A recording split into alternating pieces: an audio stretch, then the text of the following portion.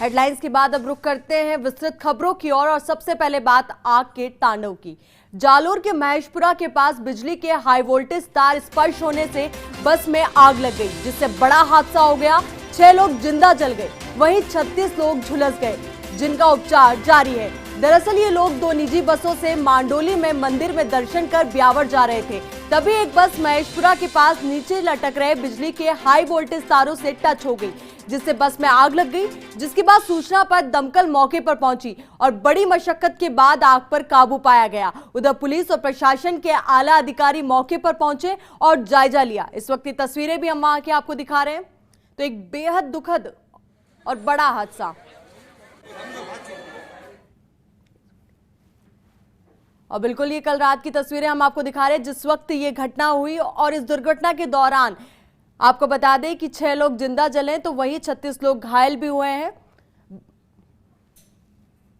इसी खबर पर और जानकारी के साथ हमारे सहयोगी लूनाराम हमारे साथ जुड़ चुके हैं। तो लूनाराम, आपसे जानना चाहेंगे कि जो पूरा हादसा हुआ ये किस तरीके से घटित हुआ?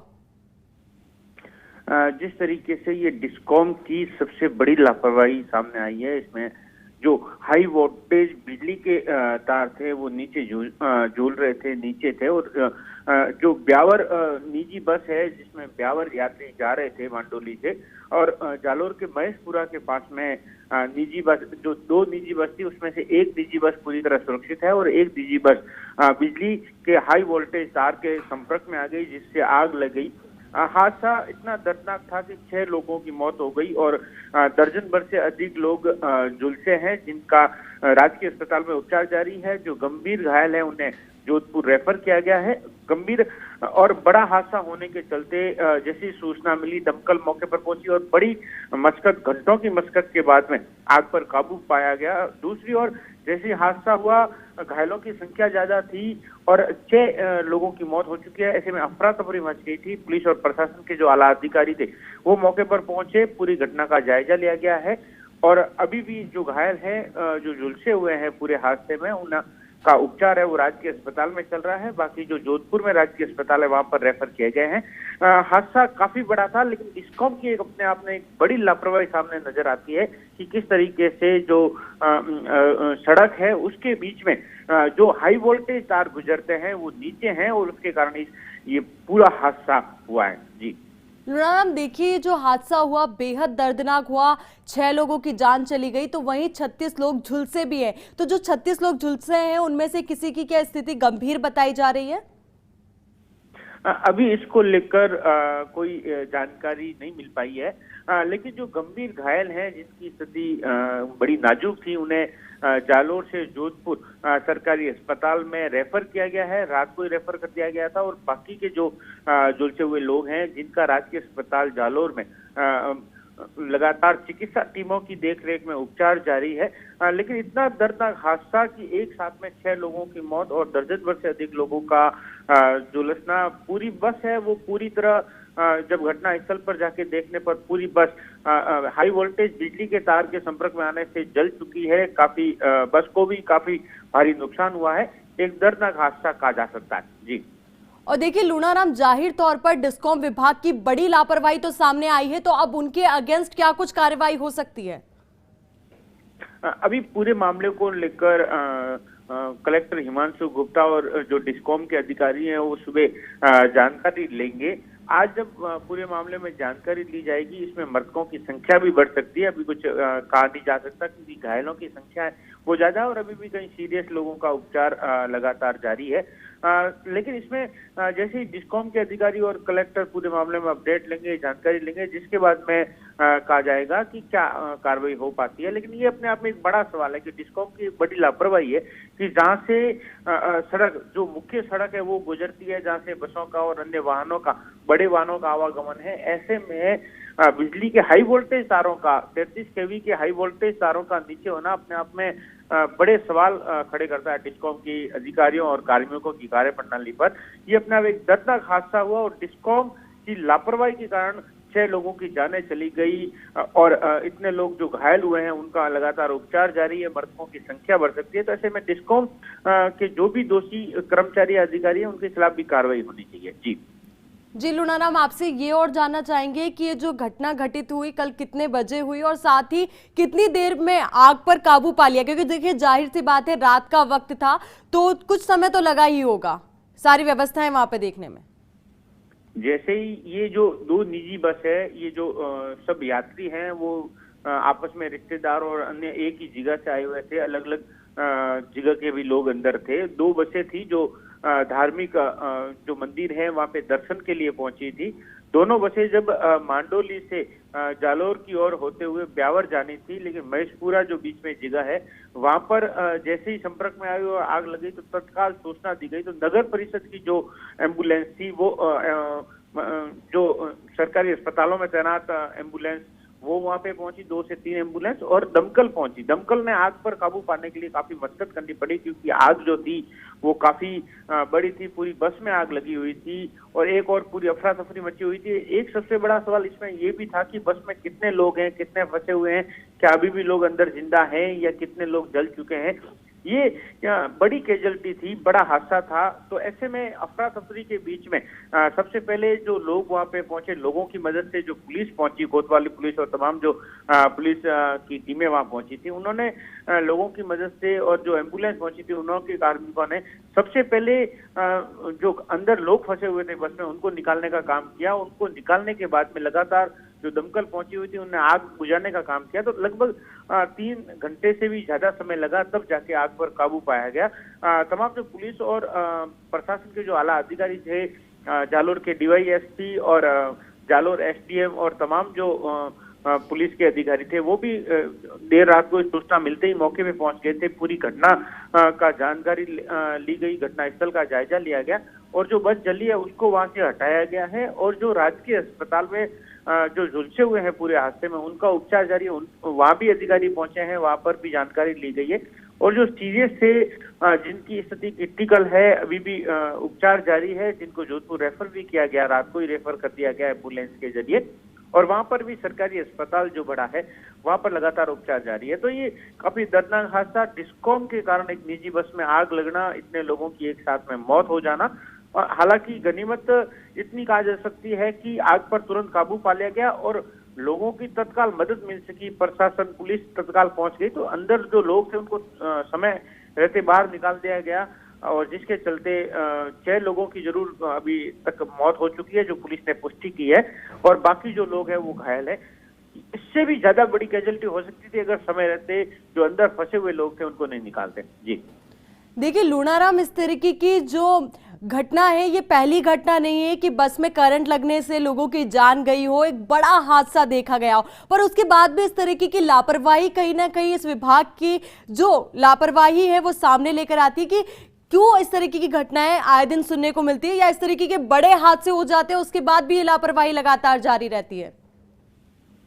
इसमें महत्वपूर्ण सवाल इतना है कि डिस्कॉम की जो कार्य व्यवस्था है उसको सुधारने की जरूरत है, क्योंकि जो बिजली का जो तंत्र है, बिजली विभाग जो डिस्कॉम जो इतने बड़े तंत्र को चलाती है, तो उन्हें ऐसे जो हाई वोल्टेज के तार हैं जो सड़कों से गुजर रहे हैं या घरों के ऊपर से गुजर रहे हैं, उनका मरम्मत करना, और उन्हें अगर वो तार नीचे हो गए हैं, ढीले हो गए हैं, तो उनको समय रहते सही करना बेहद ही जरूरी है। यही एक बड़ी लापरवाही सामने आई, जिसके कारण डिस्कॉम की एक लापरवाही के चलते 6 लोगों की जान चली गई, एक दर्दनाक हादसा हुआ और इतने लोग गंभीर रूप से घायल हो गए हैं, झुलस गए हैं, जिनका उपचार जारी है। तो ये अपने आप एक बड़ी लापरवाही तो डिस्कॉम की है। और इस पूरे मामले में कलेक्टर हिमांशु गुप्ता आज जैसे ही पूरी जानकारी लेंगे अधिकारियों से, जिसके बाद में देखना होगा कि क्या डिस्कॉम के जो दोषी और लापरवाह अधिकारी है उनके खिलाफ क्या कार्रवाई हो पाती है, जो लापरवाह कार्मिक है उनके खिलाफ क्या कार्रवाई हो पाती है। लेकिन दर्दनाक हादसा देखने को मिला करीबन देर रात को 11:30 से ऐसा कुछ समय रहा होगा जब अचानक हादसा हुआ। और जैसे ही हादसे की सूचना पुलिस के कंट्रोल रूम में मिली, सबसे पहले जैसे मुझे सूचना मिली तत्काल और कंट्रोल रूम में, और तत्काल जैसे सूचना मिली उस समय हड़कंप मच गया था पुलिस प्रशासन के अधिकारियों में कि एक बस में जहाँ पे 50 से भी ज्यादा लोग सवार हैं और ऐसे में एकदम से पूरी बस में आग लग जाना, तो अपने आप में हर किसी ने सुना, वो स्तब्ध रह गया कि न जाने कितने लोगों की अंदर जान चली गई, न जाने कितने लोग अंदर फंस के रह गए हैं। इसमें सबसे महत्वपूर्ण एक चीज और याद आती है। काफी साल पहले जब जालोर के सांचौर के पास में सिवाड़ा के पास में ऐसा ही एक हादसा नजर आया था। हालांकि उसमें एक्सीडेंट से एक बस में आग लगी थी, उसमें बिजली के तार नहीं थे, लेकिन उस एक्सीडेंट में जब जैसे ही बस में आग लगी थी तो बहुत सारे लोगों की जलने से मौत हो गई थी। तो वो मंजर लोगों को आज भी याद होगा। और उसी मंजर के बाद में एक ये घटना आज कई सालों बाद नजर आई कि एक बस में जिसमें बिजली के हाई वोल्टेज तार के चूने से बस में आग लग गई और इतने लोगों की जान चली गई। एक दर्दनाक हादसे में 6 लोगों की मौत हो चुकी है। मृतकों की संख्या बढ़ भी सकती है। हालांकि जो पुलिस और प्रशासन के अधिकारी है वो लगातार फीडबैक ले रहे हैं, जानकारी ले रहे हैं, उपचार को लेकर जानकारी ले रहे हैं। रात को भी पुलिस और प्रशासन के अधिकारियों ने, जालोर एसडीएम ने बकायदा घटनास्थल के बाद में हॉस्पिटल भी पहुंचे थे। वहां पर भी जो उपचार चल रहे थे जिनके झुलसे हुए लोगों का, उनकी भी जानकारी ली। चिकित्सा टीमें जो लगी हुई है उनको भी निर्देश दिए गए और जो बहुत ज्यादा सीरियस से झुलसे हुए थे उनको जोधपुर रेफर किया गया ताकि तत्काल जो उनको ट्रीटमेंट मिलना चाहिए वो मिल सके। तो तमाम पर नजर है लगातार, लेकिन एक दर्दनाक हादसा नजर आया। जी देखिए लूणाराम, ये भी कहा जा रहा है कि जो बस है वो अपने मार्ग से थोड़ा सा भटक गई थी क्योंकि गूगल मैप को वो फॉलो कर रहे थे और फॉलो करते हुए गलती से बस महेशपुरा जो गांव है वहां पहुंची। और उसके बाद देखिए रात का समय था, जाहिर तौर की बात है कि जब तार इतना नीचे लटका हुआ होगा तो वो ड्राइवर को दिखा भी नहीं। तो उसके बाद वो जैसे ही टच हुआ तो वैसे ही ये बड़ा हादसा जो घटित हुआ जिसमें 6 लोगों की जान चली गई, तो वहीं 36 लोग गंभीर रूप से झुलसे हुए भी हैं। तो अब ऐसे कितने हादसे होंगे जो हम देखते रहेंगे विभाग की लापरवाही से? तो बहुत बड़ा सवाल यहाँ पे खड़ा करते हैं क्योंकि बहुत बड़ी लापरवाही थी। क्योंकि जो 6 जने हैं और ये जो पूरा हादसा हम जो सुन रहे हैं, हालांकि हम में से शायद कोई परिचित ना हो उस हादसे में जिसको झुलसा है या जिसकी जान गई है, पर फिर भी एक बड़ी दर्दनाक हादसा है जिसने हर एक व्यक्ति को, जिसने भी इस खबर को सुना होगा, उसकी दिल को और उसकी संवेदनाओं को जरूर हर्ट किया होगा। पर अब जब बात की जाए उनके परिजनों की जो उस वक्त दूसरी गाड़ी में थे, उन पर क्या बीती होगी ये तो जाहिर सी बात है। सबसे महत्वपूर्ण चीज इसमें ये देखने को मिली क्योंकि जब से जैसे ही देर रात को हादसा हुआ तब से लेकर करीबन कई घंटों तक मैं भी लगातार फोन कॉल्स आ रहे थे और बहुत सारे परिजनों के फोन कॉल आ रहे थे क्योंकि वो लोग जो लगातार फर्स्ट इंडिया पर खबर को देख रहे थे, जो ब्यावर के हैं, क्योंकि ये सब लोग जो दोनों बसें आई थी वो ब्यावर और आसपास के क्षेत्र से आई थी। यहाँ के सब लोग यहाँ पर धार्मिक स्थल पर मंदिर में दर्शन के लिए पहुंचे थे। तो ऐसे में ये जरूर हो जाता है कि एकदम से अचानक ऐसी खबर आना कि उनके परिजन जिस बस में है उस बस में आग लग गई। हालांकि ये जिस समय बस में आग लगी उसमें दूसरी जो बस थी पीछे वो सुरक्षित पीछे रह गई। ये गनीमत रही ताकि वो लोग पूरी तरह सुरक्षित रह गए, वो पूरी बस भी पूरी तरह सुरक्षित रह गई। एक ही बस को संभालना पड़ा, लेकिन जैसे ही अफरा तफरी मची आग के कारण, जैसे ही अफरा तफरी मची तो अंदर के जो लोग थे उनको निकालने की जो सबसे पहले प्राथमिकता होनी चाहिए वो प्राथमिकता को देखा गया और तत्काल पुलिस पहुंची। हालांकि बस रास्ते से भटक गई हो ऐसी तो कोई बात अभी तक सामने नहीं आ पाई है, लेकिन महत्वपूर्ण सवाल इसमें ये सामने आ पाया है कि जो मुख्य सड़क है जहां से बस और दूसरे वाहन गुजरते हैं वहां पर जो बीच में हाई वोल्टेज का जो तार था बिजली का वो जरूर नीचे था, जो बस के स्पर्श हो गया। हालांकि डिस्कॉम की ये तो बड़ी लापरवाही कही जा सकती है कि तार इतना नीचे होना नहीं चाहिए था। अमुकम कहीं पर भी किसी भी रास्तों से गुजरा जाए तो ये जो बिजली के हाई वोल्टेज तार होते हैं उनको काफी ऊपर रखा जाता है और समय समय पर इसकी मरम्मत को लेकर भी अधिकारियों के निर्देश होते हैं। तो ऐसे में मरम्मत हो नहीं पाई है, इतने नीचे कैसे हो गए? अगर ये समय रहते दूसरी बस भी अगर इनके संपर्क में आ जाती तो दूसरी बस में भी आग लग सकती थी। तो ये अपने आप में गनीमत रही है कि एक बस पूरी तरह सुरक्षित रह गई, एक ही बस में जनहानि हुई है, लेकिन अपने आप में एक दर्दनाक हादसा है जिसमें 6 लोगों की मौत हो चुकी है। मृतकों का आंकड़ा भी बढ़ सकता है, लेकिन अभी भी जो लगातार जो झुलसे हुए लोग हैं उनका उपचार जारी है। चिकित्सा टीमें लगातार उपचार कर रही है, अधिकारी है वो फीडबैक रह रहे हैं और इनके जो परिजन हैं उनको लेकर कहें कि लगातार मेरे पास भी ब्यावर और तमाम आसपास के क्षेत्र से फोन आ रहे थे क्योंकि उनके परिजन अंदर थे, किसी के फोन कॉल नहीं लग रहे थे। जैसे उसके बाद में जैसे सूचना मिली तो दूसरे लोग वहां पहुंचे, उन्होंने मदद की है और लोगों की मदद के चलते तत्काल इन सबको झुलसे हुए जो लोग थे उनको एम्बुलेंस के जरिए अस्पताल पहुंचाया जा सका। जी बिल्कुल सही कह रहे हैं आप कि जो ये हादसा है वाकई में बहुत बड़ा और बेहद दर्दनाक है क्योंकि इस दर्दनाक हादसे के साथ ही जो दूसरी बस थी, हालांकि ये बात सही रही और अच्छी रही कि दूसरी बस में ये करंट नहीं फैला और उसमें कोई भी जनहानि नहीं हुई या किसी तरीके की दुर्घटना वहां पर नहीं हुई। पर फिर भी देखिए, जो हादसा था वो अपने आप में बहुत बड़ा था, और रात के समय कहें या किसी भी समय कहें, इस तरीके की लाइंस का, हाई वोल्टेज लाइंस का इस तरीके से नीचा झुका होना तो ये बड़े हादसों को एक आमंत्रण देने का तरीका है। इसमें एक महत्वपूर्ण चीज ये भी है कि बस चालक था उसको ये तार, जो हाई वोल्टेज 33 केवी का तार जो सड़क के ऊपर से गुजर रहा था, ये देखा क्यों नहीं गया? उनको कैसे पता नहीं लगा पहले से ही कि ये अपने टच हो सकता है, दूर से तार नहीं दिखा गया? तो ये भी एक ऐसी कहा जा सकता है कि चालक अगर दिख जाता तो शायद ये हादसा नहीं होता। लेकिन डिस्कॉम की तो अपने आप में एक बड़ी लापरवाही है ही। दूसरी ओर जब जी बिल्कुल, ये भी कहा जा रहा है कि देखिए, ये बात तो सही है कि दिखा क्यों नहीं, बट जो अभी सूचनाएं मिल रही है उस हिसाब से कि दिखा था, पर जो कंडक्टर तो जो था उसने उस तार को ठीक करने की कोशिश की, तो वही उस तार को ठीक करते टाइम ये करंट बस में फैल गया और उससे ही आग लग गई।